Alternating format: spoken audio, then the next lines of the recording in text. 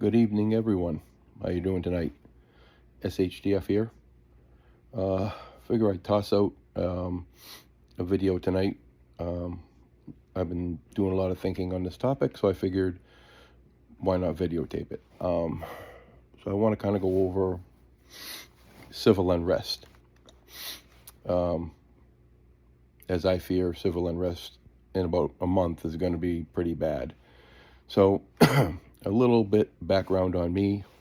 So I was in the United States Marine Corps for 9 years, multiple combat deployments. So civil unrest I've seen here in the U.S. and abroad in multiple countries. So I can tell you it's equally as bad in either place.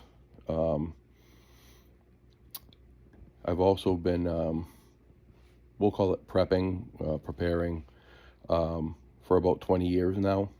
So I've been getting ready for a long time.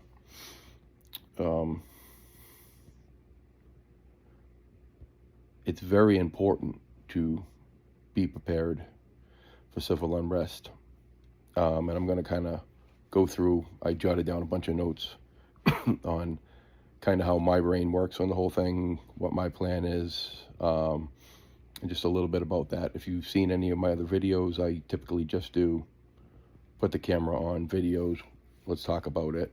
And if you go back on any of those, I've touched on this a little bit, but I figured we got a month for there's going to be a lot of civil unrest, so let's get prepared, make sure we get a little bit of information out there and get people kind of, at least going in that direction of preparedness.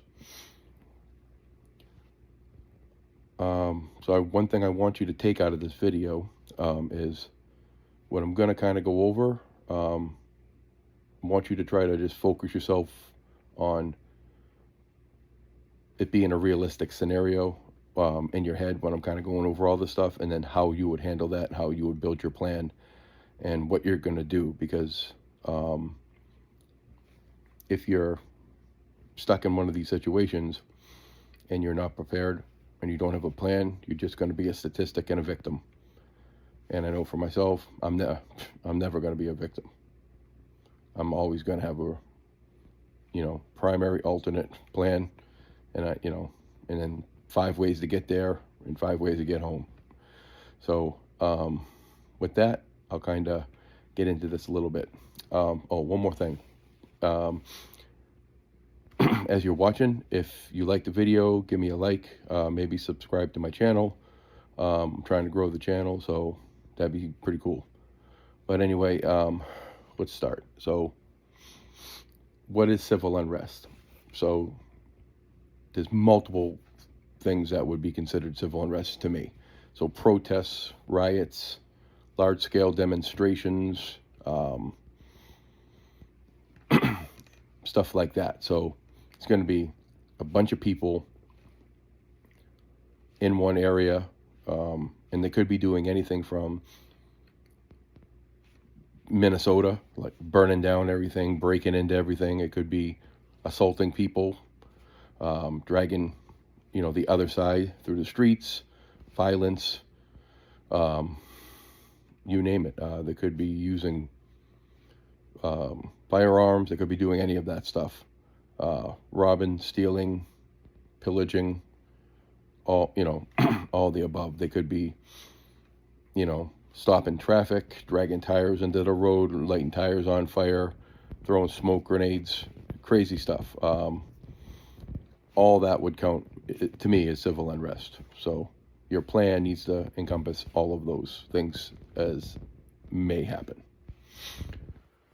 Okay.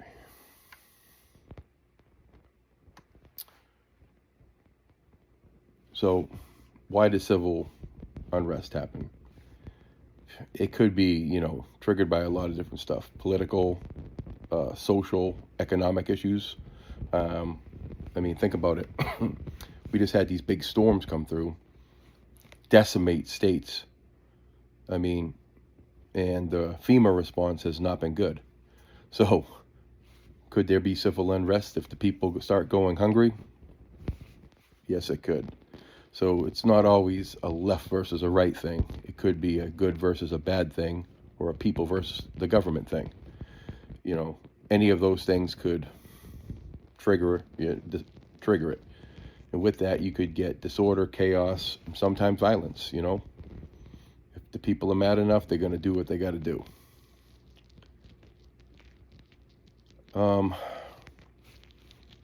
You know, to not go down the rabbit hole of all the different things we've had as far as social unrest, I'll just say we've had a lot of social unrest, a lot of civil unrest, and a lot of disorder in America recently. All over. Good guys, bad guys, it doesn't matter. The point of this is not who's doing it, what you're going to do to combat it and get through it and get home to your family.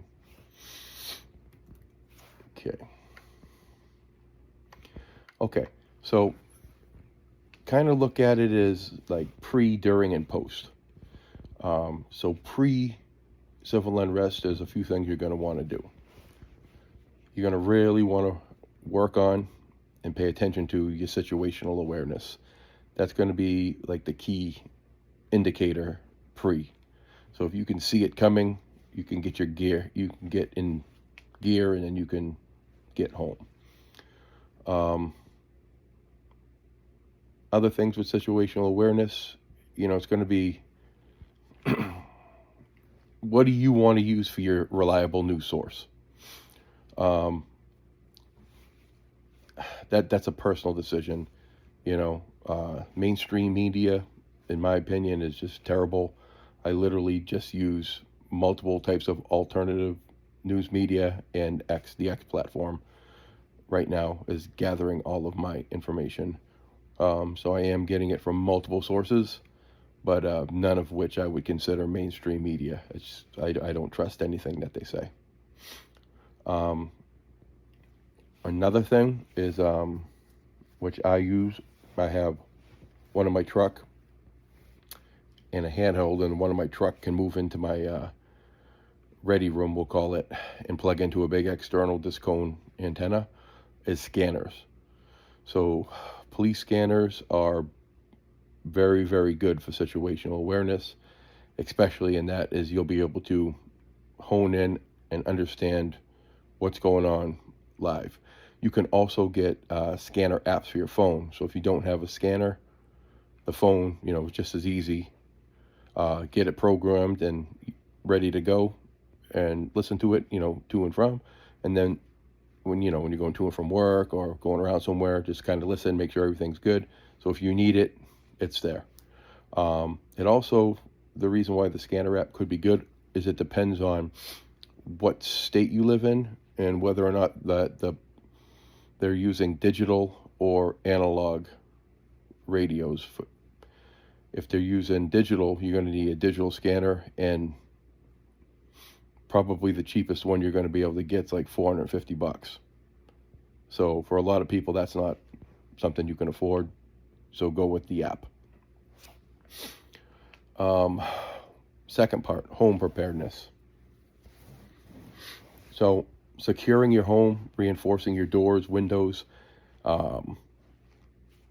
is going to be big. Make sure you have deadbolts. Make sure you change out all your screws on your doors to 3-inch screws. You want it to be as secure as possible.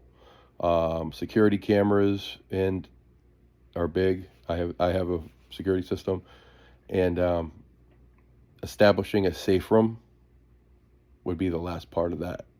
So if you need to go in that safe room, or your family needs to go in that safe room, you have everything you need inside of the safe room. You know what? I'll do a video on how to make a safe room. I just don't want this video to be too long.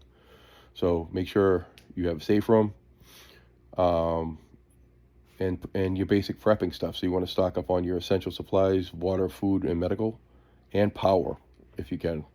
So at a bare minimum, portable power banks with the little solar charger on it. I mean, they're like $30 or less. Couple them, because you want to make sure you can keep your phone going if by chance they kill the power to your house or something happens. Um, Food, you want to have food. I mean, I always say you want to have multiple layers of your preparedness plan, especially around your pantry and your food. So you want to have your working pantry and then your long-term food storage. So I always tell people, in my opinion, 6 months of food if you can get it in your working pantry, and 6 months of other stuff. That's more long-term stuff. So you can kind of spread that out. You may not get 12 months, but you may get 9 months. That's if you can get to that, that's going to put you in a good spot. If you can't, have a week, have 2 weeks, have 3 weeks, whatever you can afford, do it. But make sure it's stuff that you want to eat. So even if you're on a budget, don't just go in there and buy a bunch of rice and beans. If you don't eat rice and beans, don't do it. If you eat rice but not beans, get more rice. And instead of the can of bean, buy the cheapest canned meat you can get, even if it's that nasty Walmart potted meat stuff. You're better off living on that for 59 cents than dying. I know it tastes like crap, but if that's all you can do, you do what you got to do, right? And lastly, you want to make sure you have all of your documents and all your important stuff secured as well, preferably in your safe room, so you can get to it. Passports, if you don't carry all your credit cards, all your cash, precious metals, whatever. Any kind of personal documentation, you want to keep that locked up as well. And lastly, in your pre-civil unrest, you need to have a communication plan, like a multifaceted communication plan with your family, and if you have a group, it's huge. And I'm just not talking about radios. Radios are big, two-way radios, ham radios. Obviously, if you're at that point, you want to have all that stuff. I highly recommend radios. Even if you're not a ham radio operator, you can get GMRS license. If you don't want to do that, you can use what's called MURS, M-U-R-S, and use any of those would be good. But you want to make sure you have designated spots already pre-planned for all of your family members. Who's going to get what kid? Who's going to pick up who? If they don't get there, how long do you wait? When does the kid move to the, position 2 or position 3?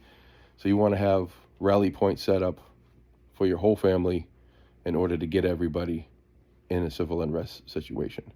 So you have to really put some thought into that, especially if the civil unrest is at a school. What do you want your kid to do? And a lot of families have one car. What's your plan for one car? Some people one of the parents don't drive. So you have to factor in all that. If you need more people, if there's more family members involved, if there is, you guys are going to have to practice this. It's very important that you practice it so everyone knows exactly what to do. All right. So that's pre-unrest preparations, in my opinion. All right. So let's say it pops off. Kind of a lot in this one right here. So during civil unrest, meaning it's ongoing now, staying safe at your house is obviously the best thing. So you've all made it home. You're all good. What do you do? So keep a low profile. Shut the lights off. Avoid being in the window if you don't need to. Minimize your outdoor activities. Do everything you can inside that house. Don't be outside. Keep it dark. Make it seem like you're not there. You want to listen for local updates. So if your phones are still working, if you still have internet, that's great. If not, always part of your preparedness plan should be have an emergency radio. You can go that option. And if your scanner is handheld, or if you have a base station scanner. All that would be a great way to do it, as well as news. But if you're going to have your TV on, make sure you got the rest of the windows blacked out and the volume down.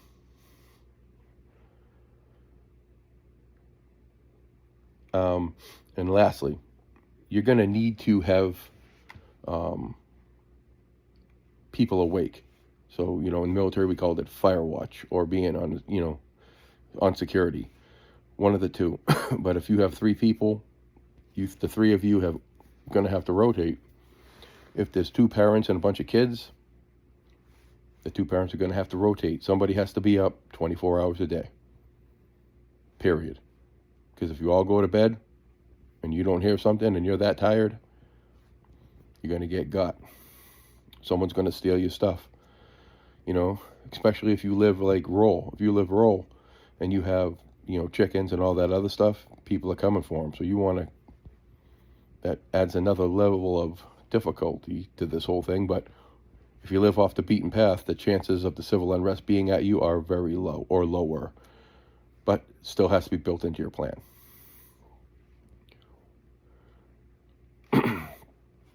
Okay, so that's if you're staying inside. If you have to evacuate, you're going to have to make that decision.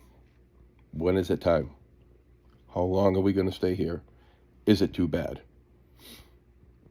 And if that happens, you need to have pre-made, before this, as part of what we talked about in your preparedness, is go bags. If you're worried about civil unrest, go bags are a must. So, food, water, some of your documents, cash, first aid stuff, everything you would need to get out of there for 3 days is your go bag. And then that just makes you broadens your plan, like where are you going to go and what's your plan when you get there. What's the safest route? So you're going to have to think about wherever you're going to go, pre-planned. Do I have multiple evacuation routes to get there? How do I avoid the crowds? Staying away from any of the hotspots. So the minute you know what's going on, because you're listening and paying attention and you have your scanner or your app or whatever, and you know mostly where the locations are where the unrest is, hopefully you have multiple ways of getting to where you're going to go. If not, you would have to figure that out before you left. Critical. Okay, so now you're out and you're on the move. Couple things to think about. What if you're caught outside? So either you're evacuating, or look at it both ways. You're evacuating or you're trying to get home. So you're moving from your work to your house. Couple things to think about. How am I going to avoid dangerous situations? Because I know for me, I want to have my plan. My plan is to head down and move. Are you recognizing all of the warning signs? Are you avoiding large crowds? Any of that stuff, depending on what kind of riot it is, or what kind of civil unrest it is. Both, they're different, but they're the same. You don't want to be running down the street, brandishing your AR, running, if you don't have to. Can you blend in? Like, I know for me,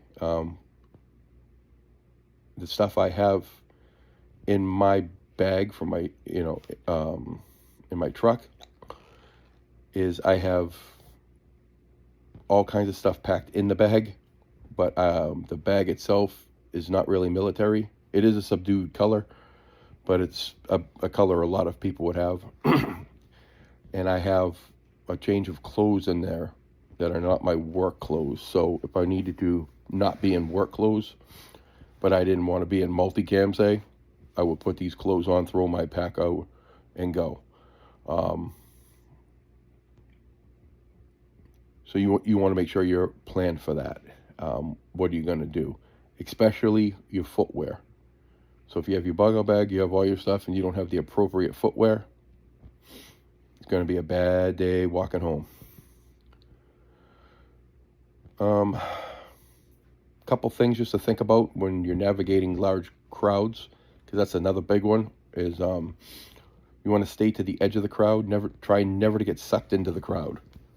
That's when bad stuff happens. You get sucked into the crowd, you got your pack on your back, you could have your pistol on your belt, you could have a battle rifle, it just depends. And now you're in the crowd, now you're a target. You want to look for exits all around the place to break contact out of that crowd as soon as you can. And you want to move with a purpose. Like I said, head down and just haul. Get to where you're going. And, obviously keep your head on a swivel. When I say head down, I just mean pick a point, get to the point. Pick a point, get to the point, and get out of there. A couple other things I'll talk about is when you're in this situation, look at, it's very similar if it's really bad or it's your first time. It could kind of give you the same type of like PTSD symptoms you get in combat. So a couple things you want to think about. You really want to try to stay calm. Remember, your family needs you. You can always practice breathing exercises. Breathe through it, in through your nose, out through your mouth, however you want to do it. That does help calm you down and help you get to where you need to go. And you got to be, resilient. You can't be a victim. You can't be a sheep. At this point, you need to get to where you're going. You're out of your vehicle. You're in a crowd. You need to get home. That's all that matters. Can't be a sheep. You got to be a wolf. Just some extra gear to think about when you're going through this. So obviously your standard EDC, whatever that is, I would say bare minimum, folding pocket knife, handgun with extra mag, tactical flashlight. Another thing that's good to have in that situation is pepper spray. If you're that worried about it, you hit people start coming, start pepper spraying the shit out of them, break contact. Also, remember, you're gonna have a fully stocked bug-out bag. That's not the point of this video, to go over all the items, but sometimes having those COVID masks or something in your pack, throw that on your face, because you never know if other people are pepper spraying or something. Not a bad thing either. If they're all wearing them being weirdos, throw one on and blend in. They're cheap enough and they're free everywhere now. An emergency radio, I would definitely have one. There's all different kinds. So you got battery operated, hand cranked. You can get one that's both, small one. I have one, and I have headphones. So you can always, pop one in one ear and just go. Or my scanner. Most likely with me, I'm going to be headphone into my scanner. My scanner scanning all available frequencies, and then once I hone into what's going on locally, I just store that one, and that's what I'm going to listen to, and I'm going to use that to help me as I'm making my decisions, or if I need to change any of my direction or my plan. And a medical kit. So for me, I have a full trauma kit, IFAC, and I have a medical kit or a boo-boo kit. So I carry both. I know how to use all the equipment in it. So for me, I want all of that. It's very important that I have plenty of medical. And I will say, you should have it in your bug-out bag, but if I can remind you now, have some moleskin. Because if you're not used to being on foot and you're not physically prepared, your feet are going to get wrecked real quick. So you're going to want to at least have that moleskin to try to get you to where you're going. So it's cheap. I would definitely make sure you have that because you're going to need it. Unless you took my video on physical preparedness seriously and now you're actively trying to get yourself better and tougher.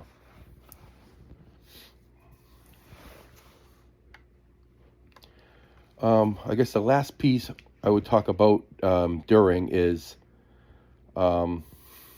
community connections and networking is important, because if cell phones are going to work, if you've got like-minded people or people that you deal with or talk to, and they're inside of your plan, that could be your alternate plan is, hey, I know this guy lives, 15 miles from my work and I live 30 miles away. As you're hauling out of there, you should be able to if you can get in touch with that guy, it may be better. There may not be any people there. There may not be unrest. You had to leave your vehicle. This guy's going to drive you and get you there.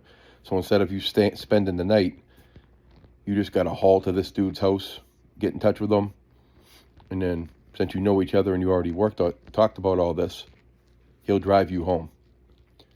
And that is, the main part of having a lot of these connections in a civil unrest. Or you may have to lay low at his house, or it could, he may live inside of that zone and you can't get out. That should be part of your plan. And with that, like I said, that's setting up mutual aid agreements. It's really what that is. You could also, if they're on your way, you could have supplies there.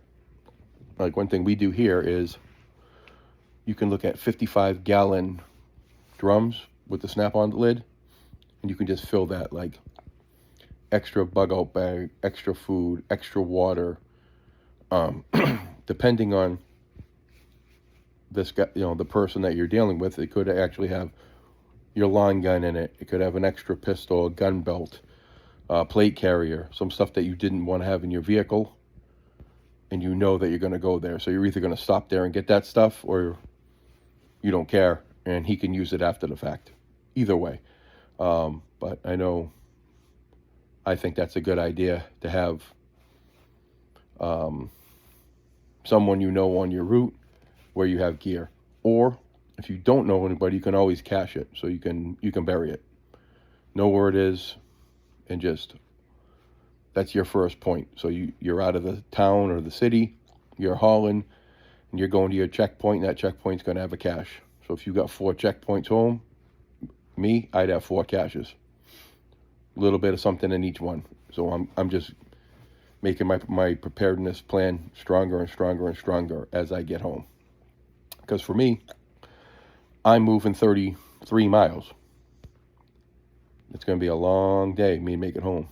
Most likely, depending on the time and what happens, if I'm on foot, I'm staying overnight. So in my plan, I know right where I'm going to go, what's cached there, and I may just cut it short. It may be worth it for me just to stay at that point and get home the next day and try to make contact with my family with cell phone, ham radio, because I'll have both on me.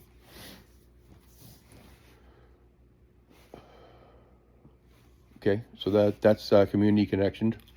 So let's talk a little bit about after civil unrest. So the biggest thing is you have to determine when it's safe. No one else can do that for you. Not a police scanner, not a cop, not a Fed, no one. When you feel that it's safe for your family, that's when it's safe for your family. And that's when you'll start moving as normal again. Or whatever normal looks like at that time. Once you do that, I think the next thing you should do, you got your family all set, check on your neighbors. See if there was any damage. Could be elderly, could be a family, could be a single mom, whatever. At least for me, I'm going and checking out my neighbors around me. Luckily for me, like I said, I'm not in the city. I just got to get out. And then lastly, if it does happen, you want to learn from that experience. What worked, what didn't work, how bad was it, what are you going to do different, what didn't you prepare correctly, and then just make your preparedness plan stronger so it doesn't happen again. Just like if you get hit with some weather and you weren't ready for that weather and you suffered, one would hope you would make that correction into your preparedness plan and then coast through the next storm.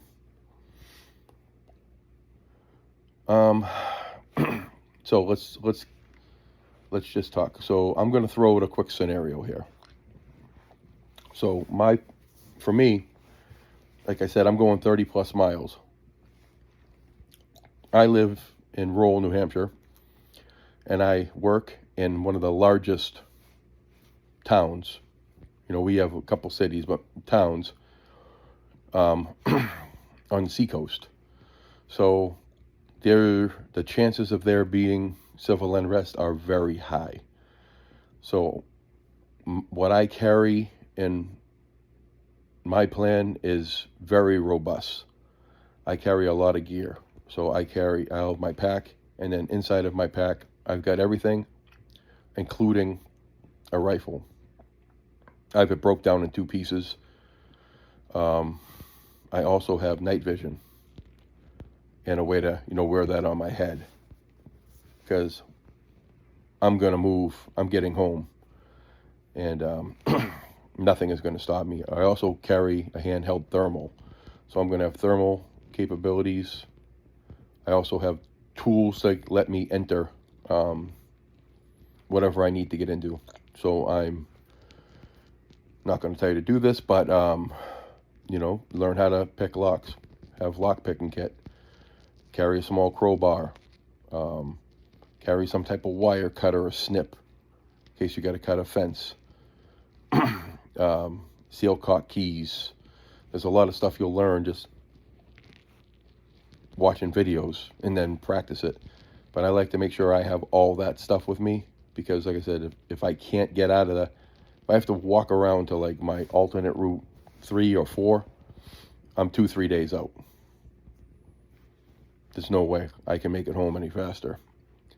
So I'm going to either have to get in touch with my contacts and see if someone can meet me on outside of whatever kind of civil unrest that is, and then I have to hope I don't get trapped in it, whether that's with the people causing it or the cops.